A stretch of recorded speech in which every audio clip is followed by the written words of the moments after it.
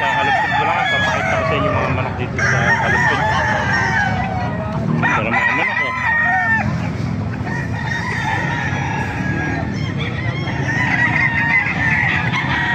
Very good. White hatch. Asa magkano kaya alis ito? Nasa 3,000 rin ito. Ang ganda sinibalang oh. Kaya nabili mo, binibenta. Magkano na alis sinibalang mo? Magkano na alis? 4-5 bilang taon na yan. 2 taon oh. Mahigit ka, 4-5 lang. Napakaganda sinibalang quality. Ay, ganda sinibalang yan oh. Ayan. Siyempre magandang kanawain no. Magandang kanawain no. Ayan, 3.5 na may kanawain nito. Mga master. Okay.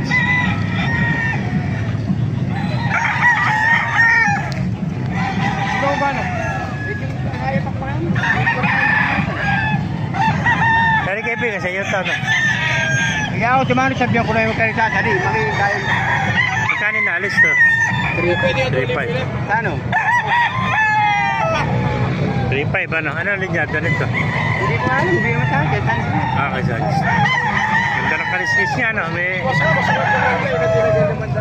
May sinyalis yung kaliskis niya, ano? May 1 taon na rin to, ano? Ayan po, ganda ang white tail. Ayan, gaganda, mga sinibalang, oh. Ayan, oh. Bata pa. Magkano na rin sinibalang mo na yan? Ay, 800 lang. Bata pa, ano? Ninibago lang. Galing sa kulungan. Ganda, oh.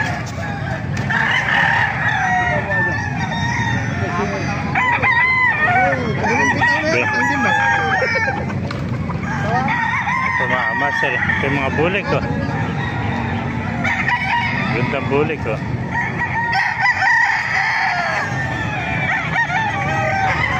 Ito mga master. Ito mga sweater oh.